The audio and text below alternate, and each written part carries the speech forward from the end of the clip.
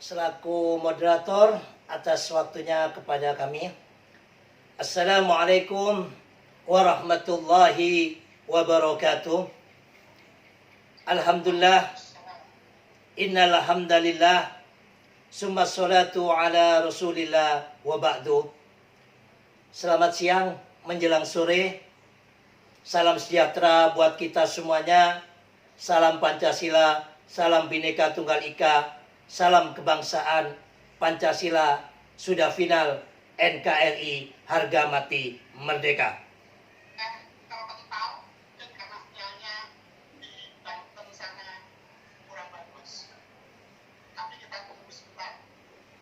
Ibu-ibu, para pemirsa webinar JPK Jamaah Pengajian Kebangsaan, terlebih-lebih yang kami hormati abang kita, kader kita, generasi kita, Bang Emil Hardiansyah, selaku Direktur Kemahasiswaan di Universitas Paramadina, Universitas seniornya Gus, kakak kelasnya Gus dulu di Gontor, dan juga merupakan salah satu kader Gontor, alumni Gontor yang Gus banggakan, yaitu Cak Nur atau Nurholis Majid.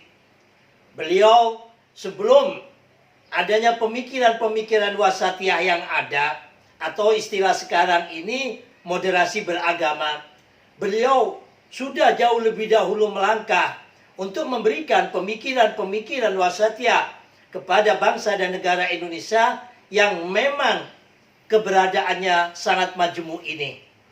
Alhamdulillah, meskipun beliau sudah meninggal tetapi mewariskan sesuatu yang sangat manfaat, yaitu Universitas Paramadina. Mudah-mudahan terus barokah manfaat, melahirkan kader-kader bangsa yang cinta kepada agamanya dan juga cinta kepada NKRI dan Pancasila. Amin Allahumma amin. Dan juga kami ucapkan terima kasih kepada Pak Muhardi selaku moderator, dan juga kepada Akhil Kirom Ibnul Kirom, sama-sama dari Gontor. Kelihatannya tua Habib ya, tapi adik kelas Gus beliau ini. Meskipun kelihatannya tua, kalau Gus masih ABG, masih generasi Z ya. Habib Ja'far Shadiq ya, Sufi Musafir. Terima kasih juga kepada Mas Nurul ya, selaku operator Zoom dan juga sekretaris daripada JPK Jamaah Pengajian Kebangsaan, dan juga semua para peserta webinar yang kami cinta sayangi. Alhamdulillah, pada kali ini di dalam webinar kebangsaan ini kami mengambil tema, yaitu memupuk perspektif utuh nasionalisme generasi Z dalam menangkal gerakan transnasional, terlebih-lebih dengan kemenangan Taliban yang ada. Kelompok-kelompok transnasional, kelompok-kelompok radikalisme, terlebih-lebih kelompok-kelompok teroris ini senantiasa mengagung-agungkan kemenangan daripada Taliban.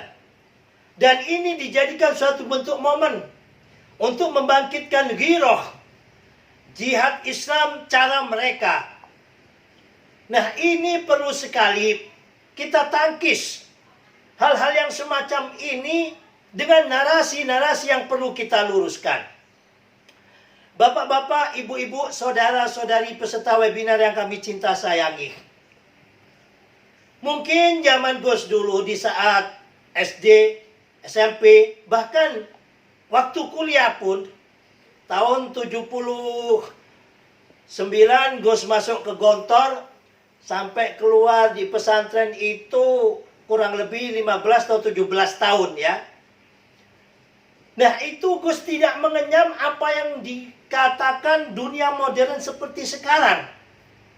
Punya mesin ketik aja itu sudah di kampus ditarik oleh PMII, ditarik oleh HMI, kan begitu. Padahal hanya punya mesin ketik. Kalau sekarang mesin ketik jadi rongsokan. Kecanggihan daripada teknologi HP membuat perkembangan dunia ini seakan-akan sempit, benar-benar menjadi global. Ya, seperti bola bumi ya, di mana-mana kita bisa mencari informasi, di mana-mana kita bisa saling teleponan.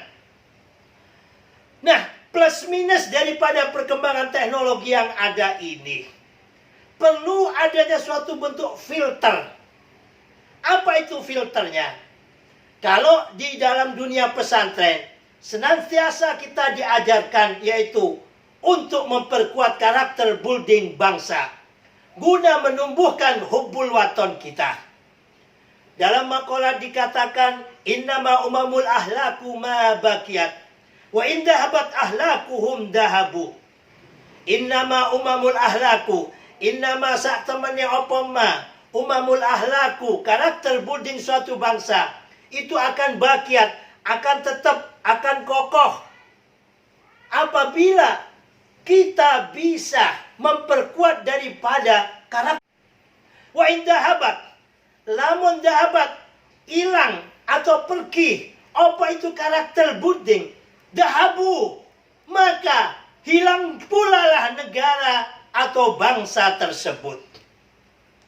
Jadi di sini perlu makalat yang ribuan tahun telah disampaikan oleh para ulama-ulama kita terdahulu.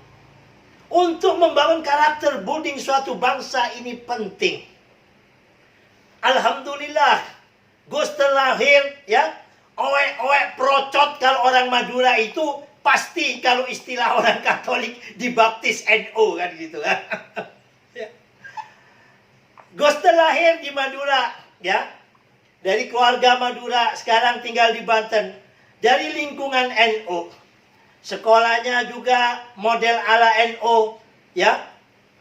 Di Gontor, sekolahnya universal. Tetapi untuk memperkuat ke-NU-an Gus, Abah pindahkan Gus ke Tebu Ireng, ke Cokir, ke Tambak Beras, dan juga ke Seblak. Ya. Dan terakhir di Darul Ulum Jombang. Semuanya itu tanpa Gus sadari, tanpa Gus rasa, apa yang telah dididik oleh guru-guru kami di saat Gus dulu masih generasi Z, ya. Tadi alhamdulillah sudah disampaikan oleh moderator kita. Generasi Z itu antara umur 10-12 sampai ke umur sebelum 25 atau 25 tahun. Istilah anak-anak muda yaitu generasi yang masih ABG, ya. Anak baru gede, anak yang masih mencari identitas. Nah, karakter building yang ditanamkan oleh guru-guru kita. Sering sekali setiap kegiatan kita menyanyikan ya lal waton, ya lal waton, ya lal waton, hubul waton, minal iman, tanpa terasa. Karakter building pelan tapi pasti itu merebak kepada sanubari kita. Bahwasanya mencintai bangsa, mencintai negara, ini bagian daripada iman. Bayangkan, kita sekolah di pesantren kurang lebih 15-17 tahun. Itu sering sekali didengungkan. Tanpa terasa, lahir dan tumbuhlah kita menjadi generasi, menjadi kader yang mencintai pada bangsa dan negaranya. Kalau di Amerika punya istilah, right or wrong, ya, it is my country. Benar atau salah, ini adalah negara saya. Di masyarakat NU ini ditanamkan di setiap event-event kegiatan hubbul waton itu minal iman. Cinta kepada tanah air bagian daripada iman. Kalau sudah bicara iman, bukan bicara daging lagi, tetapi suatu bentuk nilai-nilai ruhaniyah. Nah, kita saat ini bicara secara universal keindonesiaan kita. Apakah karakter building kita ini? Kita diwarisi oleh founding father kita dengan PBNU. Ya. Kalau orang NU pasti otomatis nasionalis, ya. Sebab orang NU itu ya, pucuk pimpinannya ada di PBNU, ya. Pengurus besar Nahdlatul Ulama. Tetapi di sini saya pinjam istilah ini PBNU, yaitu Pancasila, Bhinneka Tunggal Ika, NKRI, dan Undang-Undang Dasar 45. Pendidikan di saat Gus SD dulu sepertinya sepele. Tapi saat ini jarang sekali kita lihat Gus setiap hari Senin, ya di saat SD itu dulu, ya upacara, ada PBB, menyanyikan lagu-lagu wajib, lagu-lagu kebangsaan, itu bagian daripada kenaikan kita atau tidak. Jadi generasi-generasi seumuran Gus begini, meskipun menjadi ustadz, meskipun jadi kiai, ya, itu hafal lagu-lagu kebangsaan. Padamu negeri rayuan Pulau Kelapa, ya, terus lagu Maju Tak Gentar, Membela Yang Baru. Itu bagian kita waktu di ibtidaiyah, waktu di SD dulu, yang wajib untuk dihafal. Kalau tidak hafal itu disetrap. Nah, nilai-nilai semacam ini tanpa kita sadari memberikan anak didik kepada bangsa dan negaranya. Nah, kalau kita sudah punya pandemen yang kuat di dalam penanaman nilai-nilai kebangsaan ini, maka di era transformasi, di era globalisasi semacam ini, apabila fondamen anak didik kita sudah kuat, mereka menerima informasi-informasi yang ada filternya. Tetapi kalau karakter building ini sendiri tidak diajarkan dengan baik, dengan kokoh, dengan kuat oleh pemangku jabatan pada bangsa dan negara ini, apalagi zaman globalisasi, zaman era keterbukaan, zaman transformasi, karakter buildingnya lemah, maka mudah sekali kader generasi bangsa kita terbawa arus daripada apa yang dia baca, apa yang dia dengar, apa yang dia lihat.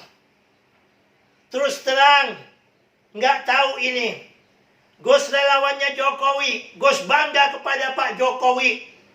Cuma terus terang sampai saat ini, Gus mengeluh, berkali-kali mengadakan webinar agar Pancasila segera untuk diajarkan kembali kepada anak didik kita dari SD sampai perguruan tinggi seperti zamannya Gus dulu. Terserah itu istilahnya PMP ataupun apa. Saat ini ada pelajaran Pancasila, tapi hanya sisipan di PPKN. Karakter building ini penting untuk filter, untuk fondamen, untuk fondasi daripada kader next generasi kita. Di era globalisasi, Pancasila hanya disisipkan di dalam pelajaran PPKN. Sementara arus globalisasi begitu hebat, begitu luar biasa. Terlebih-lebih bahwasanya kelompok transnasional ini bukan hanya berdiri sendiri. Memang kenyataannya ini ada, tapi ada kelompok atau pihak ketiga yang berkepentingan kepada bangsa atau negara atau tempat tersebut. Maka kelompok-kelompok transnasional inilah yang mereka gunakan untuk merusak, untuk menghancurkan tatanan yang ada pada tempat tersebut. Contoh soal apa yang terjadi di Afghanistan. Kita sebagai umat Islam sebenarnya sangat ngelus dada dan sangat malu. Di Afghanistan ini hampir 99% adalah beragama Islam. Hanya 0,1 yang tidak. Mereka berperang sesama anak bangsa, satu agama. Dulu ada yang namanya mujahidin. Dibentuklah oleh negara ketiga yang bernama Taliban saat ini. Karena Taliban bersekongkol dengan Usama bin Laden. Padahal Usama bin Laden ini juga adalah bentukan negara ketiga yang sama dulu membentuk Taliban ini. Tetapi kepentingan daripada negara ketiga ini sudah tidak mementingkan kepada Usama, dan terjadi suatu bentuk konflik dengan Usama, dan Taliban ada kedekatan dengan Usama ataupun yang disebut ISIS selanjutnya. Maka Taliban yang dibentuknya ini dihantam juga oleh pihak ketiga. Dan saat ini mungkin kecapean ya, dikembalikan lagi ke Taliban. Ini padahal semuanya adalah ujung-ujungnya kekuasaan. Tapi seakan-akan agama yang tampak di permukaan. Nah, di sini penting dan perlunya kader dan generasi kita, terlebih-lebih generasi Z, yang masih rawan, yang masih sering mencari tahu, yang masih pancaroba ini, perlu di saat umur-umur yang semacam ini, satu, harapan kami melalui webinar ini. Ayo, presiden atau selaku eksekutif tidak bisa melaksanakan suatu bentuk ketentuan. Karena negara kita adalah negara trias politika. Ada eksekutif, legislatif, dan yudikatif. Nah, ini masih keganjal terus untuk pelajaran Pancasila ini kepada anak didik kita. Ya, ini masih keganjal di DPR. Bagaimana caranya sama-sama kita dorong? Penting sekali pendidikan Pancasila ini. Karena Pancasila ini bisa sebagai dasar negara, bisa sebagai way of life, bisa sebagai filosofi, bisa sebagai apa? Pandangan hidup bangsa Indonesia, bisa dijadikan juga sebagai sumber hukum di Indonesia ini. Nah, sementara sumber hukum yang ada di Indonesia yaitu Undang-Undang Dasar 45 dan Pancasila ini tidak lagi diajarkan secara komprehensif.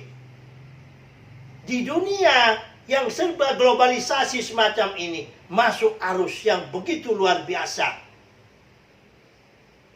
Dulu, di zaman Orde Baru, negara kita Indonesia ini, kalau kita umpamakan rumah, semuanya atapnya ini tertutup, pintunya tertutup rapat, jendelanya tertutup rapat. Bahkan angin-angin daripada rumah ini juga ditutup rapat. Sedikit saja bicara ngeritik pemerintah 1 kali 24 jam sudah diambil oleh Babinsa. Kebebasan berpendapat dan lain sebagainya sangat dibungkam. Begitu 98 terjadi era reformasi inilah kita kebablasan. Undang-undang dasar kita sebagai apa? Landasan kita berbangsa dan bernegara. Kalau Gus boleh istilahkan atau pinjam istilah, yaitu kitab sucinya negara Indonesia, ya. Ini diamandemen berkali-kali. Sehingga banyak sekali arah daripada kebangsaan kita ini tidak lagi sesuai ataupun tidak lagi apa yang diharapkan oleh founding father kita di dalam Undang-Undang Dasar 45. Salah satunya yang kami sangat menyesalkan, yaitu apa? Pelajaran Pancasila ini di tahun 98 masih belum dirubah. Tapi di tahun 2002 ini mulai tidak lagi diwajibkan. Sementara era globalisasi sangat begitu dahsyat. Indonesia adalah masyarakat yang mayoritas umat Islam. Maka oleh musuh-musuh Indonesia ataupun negara ketiga ataupun siapapun yang berkepentingan, maka agama Islam inilah yang dipakai topeng, yang dipakai alat untuk melakukan langkah-langkah baik menyerang pemerintah ataupun menyerang kepentingan-kepentingannya. Yang salah siapa? Yang salah ya kita sendiri karena mau dipermainkan dengan gelontoran dana yang tidak tahu, tidak tampak yang ada. Mereka bergerak, baik itu melalui buku-bukunya, baik melalui internetnya, baik melalui konten-konten yang ada. Mencuci anak bangsa kita, kader-kader kita, terlebih-lebih kader generasi Z yang asal pencet mencari HP apa melihat di HP ini. Baik di IG, di Twitter, di Instagram, di Telegram, dan juga di YouTube. Kalau mereka mencari konten tentang Islam, banyak sekali yang muncul ini adalah apa? Konten dari kelompok mereka, yaitu kelompok-kelompok yang kita bicarakan saat ini, yaitu kelompok transnasional. Sementara kita yang ngaku cinta NKRI, yang ngaku cinta Pancasila, yang ngaku cinta Bhinneka Tunggal Ika, diam. tidak mau mengisi medsos kita. Kita berkali-kali membuat konten tentang cinta kasih, tentang perdamaian. Tanyakan Pak Muhardi, ya. Di konten kita di YouTube tentang agama cinta yang ada, jarang sekali lebih dari 100 ataupun 200. Yang banyak hanya 50-60. Subhanallah. Tetapi kalau kita lihat konten-konten kelompok sebelah, kelompok-kelompok transnasional, ribuan, puluhan ribu, ratusan ribu yang menontonnya, yang nge-like-nya. Gue sampai berpikir bahwa bangsa dan negara atau kader generasi kita ini kalau disuguhi konten-konten tentang kedamaian, konten-konten tentang keindahan, ya, dalam berbangsa dan bernegara, ini sedikit sekali peminatnya.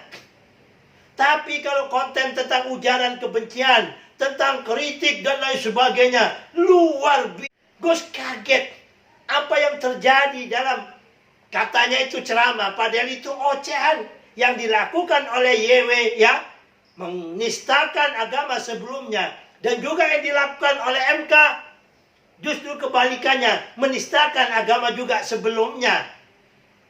Ini yang melihat konten-konten semacam ini, puluhan ribu. Bahkan bisa menjadi YouTuber hanya karena mencaci maki daripada agama yang sebelumnya yang dianutnya. Nah, mengkaji apa yang ada pada hal yang semacam ini sangat membahayakan pada negara kita Indonesia yang sangat majemuk ini. Jadi untuk kita memperkuat, menanamkan nilai-nilai nasionalisme pada generasi Z ini, memupuk secara utuh. Satu, ajarkan kembali karakter buding bangsa kita. Apa yang utama karakter bangsa kita, karakter budingnya, yaitu Pancasila, Bhinneka Tunggal Ika, dan juga Undang-Undang Dasar 45, yang semuanya ini demi memperkuat NKRI ini. Terus yang kedua, pemerintah selaku pemegang kekuasaan, selaku pemegang daripada kekuatan hukum yang ada, harus berani tegas, meskipun ini zaman kebebasan, meskipun ini zaman globalisasi, harus negara ini punya filter. Konten-konten mana yang harus dicegat, yang dibolehkan, dan yang tidak. Jangan dikit-dikit bangsa negara kita ini takut dengan HAM. Indonesia dengan Pancasilanya memiliki sesuatu yang lebih hebat dari HAM. Apa? Yaitu kemanusiaan yang adil dan beradab. Kemanusiaan yang adil dan beradab. Kalau HAM hanya hak asasi manusia. Kalau di dalam Pancasila sebagai way of life kita, sebagai landasan real kehidupan kita berbangsa, yaitu apa? Kemanusiaan yang adil dan beradab. Pak Muhardi laki-laki, ya, terus memiliki gaya hidup yang berbeda. Na'udzubillah, hanya contoh Pak Muhardi, ya, cinta kepada Habib Habib Ja'far. Pak Muhardi laki, ya, Habib Ja'far laki. Kalau menurut HAM, hak asasi Pak Muhardi dong. Boleh-boleh saja, suka-suka saja. Tetapi kalau kalian paham terhadap Pancasila, mengerti terhadap Pancasila, LGBT itu secara otomatis tidak boleh. Sebab apa? Bukan kita bicara agama saja, tetapi bicara tentang Pancasila. Loh, kok bisa, Gus? Bisa. Sebab apa? Tidak beradab. Di dalam Pancasila yang diajarkan adalah kemanusiaan yang adil dan beradab. Kita menjadi manusia. Di dalam Pancasila diajarkan nilai-nilai kita, bagaimana bisa menjadi manusia ataupun insan kamil. Kuncinya apa? Landasannya apa? Yaitu peradaban. Peradaban ini bisa diambil dari nilai-nilai agama, bisa dari nilai-nilai daripada apa? Adat budaya setempat. Laki sama laki senang. Oke, hak asasi. Tapi kalau Anda tinggal di Pancasila, secara otomatis tidak boleh. Karena Anda tidak beradab. Sebab apa tidak beradabnya? Anda laki. Kawin dengan laki. Tidak beradab ini. Kok bisa tidak beradab? Karena kondisi bangsa kita ataupun yang disebut dengan apa? Kehidupan masyarakat setempat, ya, ataupun adat budaya setempat, dan juga ditambah dengan landasan hukum-hukum agama, ini tidak membolehkan. Inilah lebih hebatnya Pancasila. Kadang Gus ini bingung. Orang yang merasa dirinya sudah hebat, profesor dan lain sebagainya, masih ramai membicarakan tentang LGBT. Kalau Anda paham Pancasila itu otomatis sudah tidak bisa. Ini salah satu contoh. Terus selanjutnya, pemerintah sekali lagi harus, ya, siber nasional kita. Apalagi Kapolri yang baru meluncurkan polis virtual. Lah saat ini kerja dan intelijen kita bukan hanya di darat. Justru dengan era globalisasi ini lebih diperbanyak pasukan-pasukan udaranya yang memantau daripada apa? Konten-konten yang berbau sara. Konten-konten ujaran kebencian. Konten-konten yang mengharamkan Pancasila. Konten-konten yang menjelek-jelekkan pemerintah yang sah. Nah, ini pemerintah dengan DPR duduk bersama. Harus menggodok bareng. Tidak perlu lagi istilahnya dengan cara yang sangat berliku. Apabila sudah melanggar daripada ketentuan lambang negara yang ada, otomatis dipanggil, kalau perlu diciduk orangnya, ditahan 1x24 jam, kontennya ditutup. Tidak lagi harus menunggu daripada laporan-laporan yang ada. Dan apabila ini dibaca, didengarkan, dilihat oleh kader kita, oleh generasi Z ini, sangat membahayakan. Sementara pendidikan karakter bonding pada bangsa ini belum juga sampai detik ini diwajibkan. Ini seperti makan buah simalakama. Gus contohkan umpamanya pohon, ini belum bisa menjadi batang. Seperti pohon kangkung ataupun pohon bayam. Apabila kena angin kencang sedikit, mudah sekali patah. Nah, cara untuk memperkuatnya, ayo melalui webinar ini, sama-sama kita dorong terus. Agar pemerintah melalui Menteri Pendidikan, ya, yang mana kata Menteri Pendidikan di DPR ini belum cukup kunjung usai tentang pelajaran PMP. Gus, ada pelajaran Pancasila di PPKN. Lah itu kan di PPKN hanya sisipan, seperti anak tiri saja, seperti anak pungut. Pancasila ini, Bung, dasar negara kita. Harus ada pelajarannya tersendiri agar kader bangsa kita ini kuat. Tidak seperti pohon bayam, tidak seperti pohon kangkung. Kena angin sedikit, lunglai dan patah. Tetapi seperti pohon jati. Ini yang kita harapkan. Sudah Pancasila tidak diwajibkan. Era keterbukaan dengan berbagai bentuk konten-konten yang ada. Tanpa ada filter, tanpa ada peraturan yang jelas pada bangsa ini. Gus kadang sedih. Ya, what's next? Apa yang akan terjadi pada generasi setelah Gus ini? Apabila Gus meninggal dan juga Pak Muhardi dan kader-kader generasi seumuran Gus, ya, 50 tahun ke atas ini. Kita masa mau mewarisi yang saat ini menjadi generasi Z tanpa penguatan daripada karakter budi bangsa kita. Sementara lalu lintas informasi yang ada di Indonesia ini belum ada kontrol yang kuat, belum ada peraturan dan perundang-undangan yang kokoh. Sehingga aparat penegak hukum ini kebingungan juga apabila melakukan tindakan-tindakan yang ada. Bagaimana usul dan sarannya? Ya, kembali lagi yang utama kepada diri kita. Oke, diri kita sudah cukup dewasa. Tetapi Pak Muhardi, yang kita bicarakan ini adalah generasi Z. Generasi Z ini generasi pancaroba. Anak-anak seumuran generasi Z ini suka coba-coba, suka pengen tahu, suka sekali mencari sesuatu yang baru. Namanya juga pancaroba. Nah, di sini apabila karakter buildingnya tidak kuat, keinginan tahu anak-anak generasi Z ini cukup kuat, mau melihat konten Islam.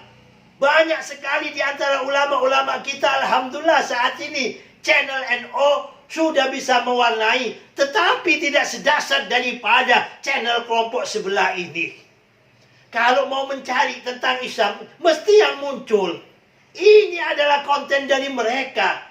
Lah, kader generasi Z mau mencari tentang pemahaman tentang Islam dan sebagainya, tanpa terasa, tanpa disadari, mereka tercuci otaknya karena dari apa yang dia baca, dari apa yang dia dengar, dari apa yang dia lihat, daripada konten yang ada ini.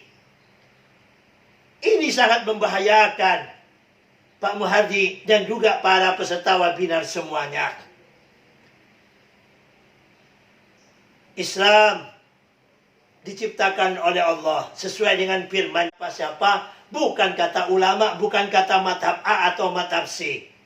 Wa ma arsalnaka illa rahmatan lil alamin.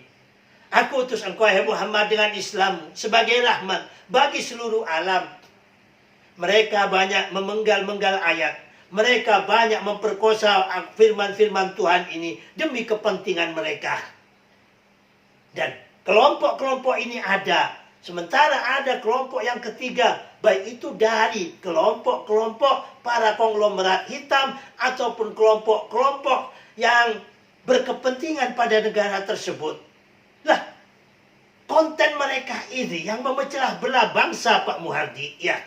Di copy paste, disadur, dia bikin daripada akun-akun baru mereka sebarkan. Ini bahayanya.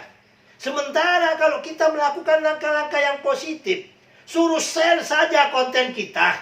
Nggak tahu Pak Muhardi ini pernah nge-share nggak daripada YouTube-nya Agama Cinta, kan begitu, ya. Ini yang kita tanyakan kan gitu loh. Nah, di sini sangat berat sebenarnya.